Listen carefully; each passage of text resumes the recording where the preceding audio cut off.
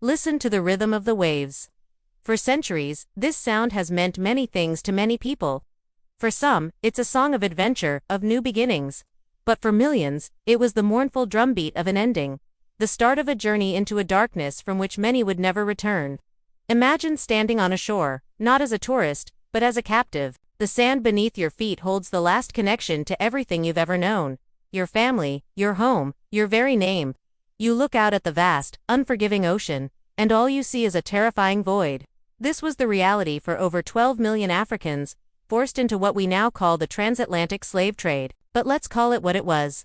A forced migration of souls, a theft of futures on an unimaginable scale. Look at these maps. These lines aren't just trade routes, they are scars etched across the Atlantic, each one representing a vessel packed with human beings treated as cargo. Chained in the suffocating darkness below deck, they endured journeys that defy description. The air was thick with despair. The sounds were of sorrow and sickness. Yet, even in this abyss, the human spirit flickered. A whispered story, a shared hum of a forgotten song, a quiet prayer, these were acts of rebellion.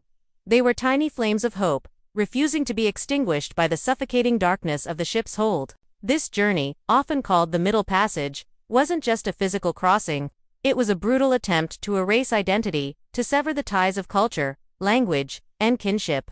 Families were torn apart, communities shattered, and a continent was left bleeding. The economic engine of the so-called New World was built on the backs of these stolen lives, fueled by their sweat, their blood, and their tears.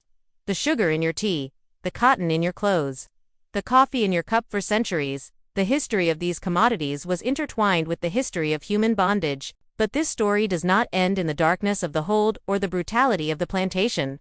That flicker of hope, nurtured in the belly of slave ships, was carried ashore. It grew into a fire of resilience, resistance, and revolution. It fueled spirituals that coded messages of freedom. It inspired uprisings that shook the foundations of empires. It was the undying strength that passed from one generation to the next, a testament to an unbreakable will to survive, to be free, and to reclaim one's humanity. Today, look at the faces of the diaspora.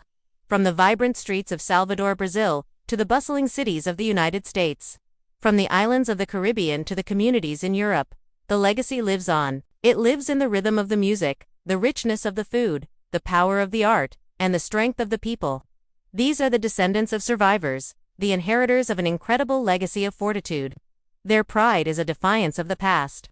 Their success is a reclamation of the future that was stolen. Remembering this history is not about dwelling on pain, it's about honoring the immense strength of those who endured it. It's about understanding the complex and often painful roots of our modern world. And most importantly, it's about celebrating the incredible, unyielding power of the human spirit to rise, to rebuild, and to create a legacy of strength from a history of sorrow. Thank you for joining me on this reflective journey. If this story moved you, please consider liking this video and subscribing to our channel for more content that explores the depths of our shared human history.